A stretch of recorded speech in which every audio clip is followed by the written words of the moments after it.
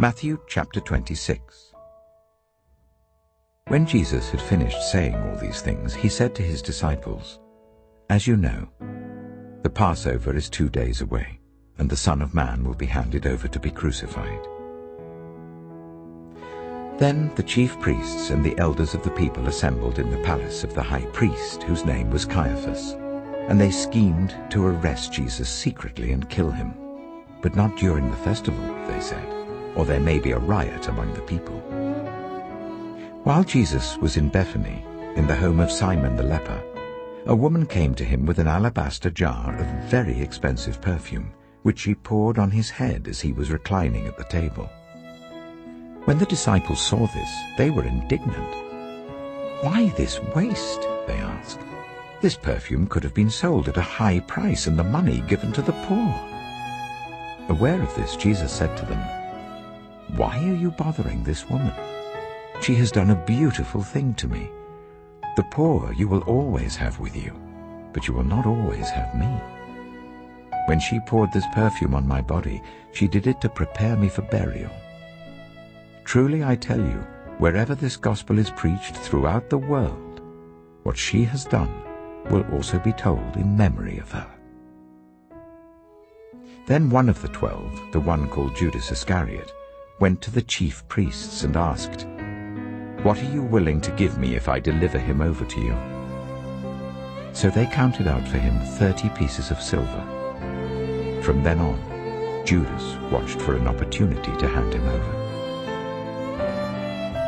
On the first day of the festival of unleavened bread, the disciples came to Jesus and asked, "Where do you want us to make preparations for you to eat the Passover?" He replied, "Go into the city to a certain man and tell him, 'The teacher says, my appointed time is near. I'm going to celebrate the Passover with my disciples at your house.'" So the disciples did as Jesus had directed them and prepared the Passover. When evening came, Jesus was reclining at the table with the 12, and while they were eating, he said, "Truly I tell you, one of you will betray me." They were very sad and began to say to him one after the other, "Surely you don't mean me, Lord?" Jesus replied, "The one who has dipped his hand into the bowl with me will betray me. The Son of Man will go just as it is written about him. But woe to that man who betrays the Son of Man. It would be better for him if he had not been born." Then Judas, the one who would betray him, said, "Surely you don't mean me, Rabbi?" Jesus answered, "You have said so."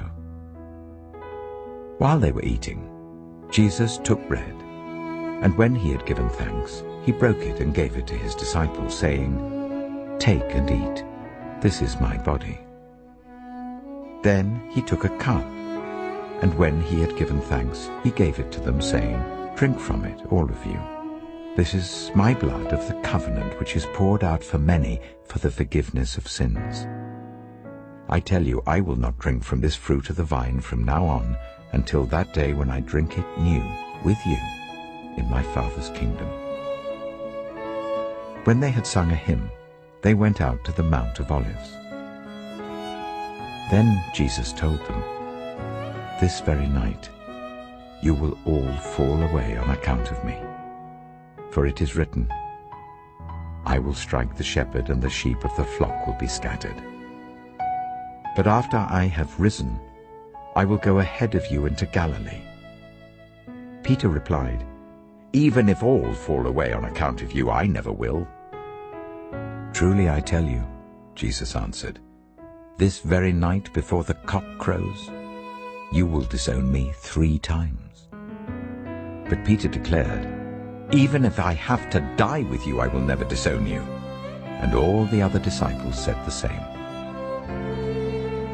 Then Jesus went with his disciples to a place called Gethsemane, and he said to them, "Sit here while I go over there and pray." He took Peter and the 2 sons of Zebedee along with him, and he began to be sorrowful and troubled. Then he said to them, "My soul is overwhelmed with sorrow to the point of death. Stay here and keep watch with me." Going a little farther, he fell with his face to the ground and prayed, "My Father, if it is possible, may this cup be taken from me. Yet not as I will, but as you will." Then he returned to his disciples and found them sleeping. "Couldn't you men keep watch with me for 1 hour?" he asked Peter. "Watch and pray, so that you will not fall into temptation. The spirit is willing, but the flesh is weak." He went away a second time and prayed, "My Father, if it is not possible for this cup to be taken away unless I drink it, may your will be done." When he came back, he again found them sleeping because their eyes were heavy.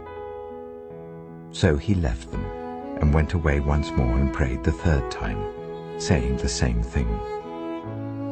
Then he returned to the disciples and said to them, "Are you still sleeping and resting? Look, the hour has come, and the Son of Man is delivered into the hands of sinners. Rise, let us go. Here comes my betrayer." While he was still speaking, Judas, one of the 12, arrived. With him was a large crowd armed with swords and clubs, sent from the chief priests and the elders of the people. Now the betrayer had arranged a signal with them. "The one I kiss is the man. Arrest him." Going at once to Jesus, Judas said, "Greetings, Rabbi," and kissed him. Jesus replied, "Do what you came for, friend." Then the men stepped forward, seized Jesus, and arrested him. With that, one of Jesus' companions reached for his sword, drew it out, and struck the servant of the high priest, cutting off his ear. "Put your sword back in its place," Jesus said to him. "For all who draw the sword will die by the sword. Do you think I cannot call on my Father, and he will at once put at my disposal more than 12 legions of angels? But how then would the scriptures be fulfilled that say, 'It must happen in this way'?" In that hour Jesus said to the crowd, "Am I leading a rebellion that you've come out with swords and clubs to capture me? Every day I sat in the temple courts teaching, and you did not arrest me. But this has all taken place that the writings of the prophets might be fulfilled." Then all the disciples deserted him and fled. Those who had arrested Jesus took him to Caiaphas, the high priest, where the teachers of the law and the elders had assembled. But Peter followed him at a distance, right up to the courtyard of the high priest. He entered and sat down with the guards to see the outcome. The chief priests and the whole Sanhedrin were looking for false evidence against Jesus, so that they could put him to death. But they did not find any, though many false witnesses came forward. Finally, 2 came forward and declared, "This fellow said, 'I am able to destroy the temple of God and rebuild it in 3 days.'" Then the high priest stood up and said to Jesus, "Are you not going to answer? What is this testimony that these men are bringing against you?" But Jesus remained silent. The high priest said to him, "I charge you under oath by the living God. Tell us if you are the Messiah, the Son of God." "You have said so," Jesus replied. "But I say to all of you, from now on you will see the Son of Man sitting at the right hand of the Mighty One and coming on the clouds of heaven." Then the high priest tore his clothes and said, "He has spoken blasphemy. Why do we need any more witnesses? Look, now you have heard the blasphemy. What do you think?" "He is worthy of death," they answered.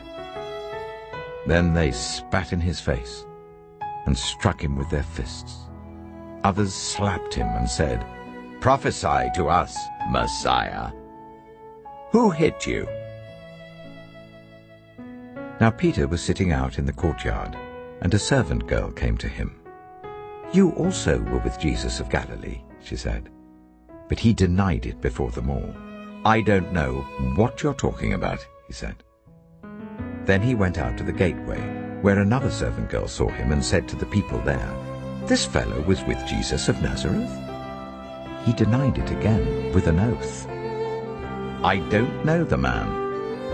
After a little while, those standing there went up to Peter and said, "Surely you are one of them. Your accent gives you away." Then he began to call down curses, and he swore to them, "I don't know the man." Immediately a cock crowed.